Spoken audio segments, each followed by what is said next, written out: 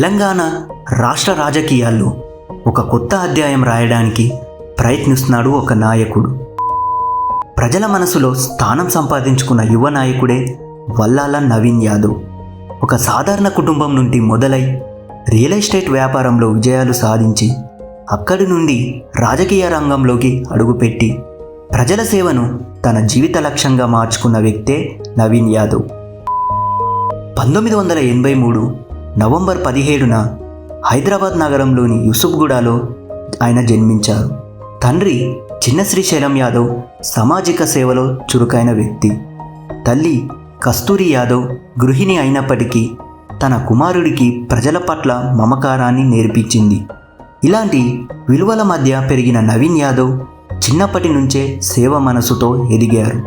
చిన్న వయసులోనే యూసుఫ్గూడలో కర్ణాటక బ్యాంకు దగ్గర ఉన్న ఒక చెక్ పోస్ట్ ప్రాంతంలో ఆయన ప్రజా సమస్యలు అడిగి బాగా తెలుసుకునేవారు. ఎవరైనా ఇబ్బంది పడితే సహాయం చేయడం, పేదవారికి అండగా నిలవడం ఇవే ఆయన రోజువారీ జీవిత భాగ్యం. విద్యాభ్యాసం పూర్తయ్యాక ఆయన రియల్ ఎస్టేట్ రంగంలో అడుగుపెట్టారు. కష్టపడి నిజాయితీగా పనిచేసి వ్యాపారంలో మంచి పేరు తెచ్చుకున్నారు. కానీ ఆయన మనసు మాత్రం ఎప్పుడు రాజకీయాల వైపే, ప్రజల మధ్య ఉండే కోరికనే అలాగే ఉండేది. అలా ఈ భావనతో ఆయన రాజకీయాల వైపు దృష్టి మళ్లించారు. తన రాజకీయ ప్రస్థానం మజ్లిస్ పార్టీ ద్వారానే ప్రారంభమైంది. పార్టీలో వివిధ హోదాలో పనిచేస్తూ ఆయనకు ప్రజల సన్నిహిత సంబంధాలు ఏర్పడ్డాయి. పార్టీకి అంకితభావంతో పనిచేసిన ఆయన జూబ్లీహిల్స్ నియోజకవర్గంలో ఎంఐఎం ప్రభావాన్ని పెంచడంలో కీలక పాత్ర పోషించారు. ఇక 2014 తెలంగాణ శాసనసభ ఎన్నికల్లో ఆయనకు ఎంఐఎం పార్టీ టికెట్ ఇచ్చింది. ఇది ఆయన రాజకీయ జీవితంలో మొదటి పెద్ద పరీక్ష. జూబ్లీహిల్స్ నియోజకవర్గంలో శక్తివంతమైన ప్రచారం చేశారు. యువతను తన చుట్టూ ఏకంగా చేశారు. అయితే ఫలితాల్లో మాత్రం తేడా వచ్చింది. టీడీపీ అభ్యర్థి మాగంటి గోపీనాథ్ చేతిలో ఆయన 9,242 ఓట్లతో ఓడిపోయారు. కానీ ఓడినప్పటికీ ఆయన గెలుపు ప్రజల మనసులో చెరిగింది.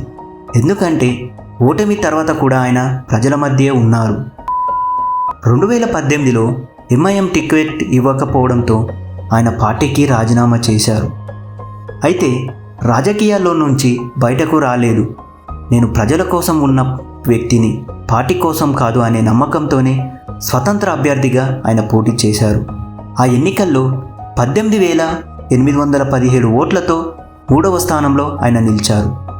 స్వతంత్ర అభ్యర్థిగా ఇంత ఓట్లు రావడం అంటే ఆయనకు ప్రజల ఎంత విశ్వాసం ఉందో. 2018 ఎన్నికల తర్వాత కూడా ఆయన ప్రజా సమస్యలనే పట్టించుకుంటూ ప్రతి ఒక్కరికి అందుబాటులో ఉండేలా కొనసాగారు. జూబ్లీహిల్స్ ప్రాంతంలో అనేక సేవా కార్యక్రమాలు కూడా చేశారు. తన సొంత డబ్బుతో గరిష్టంగా సహాయం చేశారు. అది పేదలకు వైద్యం కావచ్చు, యువతకు ఉద్యోగం కావచ్చు. ఆయన అందరికీ అండగా నిలిచారు. 2023 తెలంగాణ ఎన్నికల వేళ మరోసారి ఆయన స్వతంత్ర అభ్యర్థిగా నామినేషన్ వేశారు. 2023 తెలంగాణ ఎన్నికల వేళ మరోసారి ఆయన స్వతంత్ర అభ్యర్థిగా నామినేషన్ వేశారు. కానీ ఈసారి ఆయనకు కొత్త దారి తెరుచుకుంది. మాజీ క్రికెటర్, కాంగ్రెస్ నేత మహమ్మద్ అజారుద్దీన్ ఆయనకు కలిశారు. నవీన్ గారు, మీలాంటి యువ నాయకులు కాంగ్రెస్లో చేరితే పార్టీకి కొత్త శక్తి వస్తుందని ఆయన అన్నారు.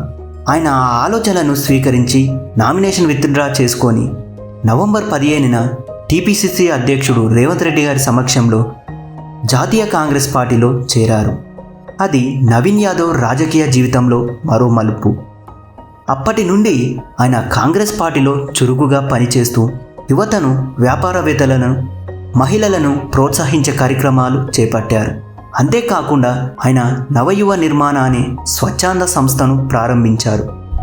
ఈ సంస్థ ద్వారా యువతకు ఉపాధి శిక్షను, కెరియర్ గైడెన్స్, సామాజిక సేవా కార్యక్రమాలు నిర్వహిస్తున్నారు. ఈరోజు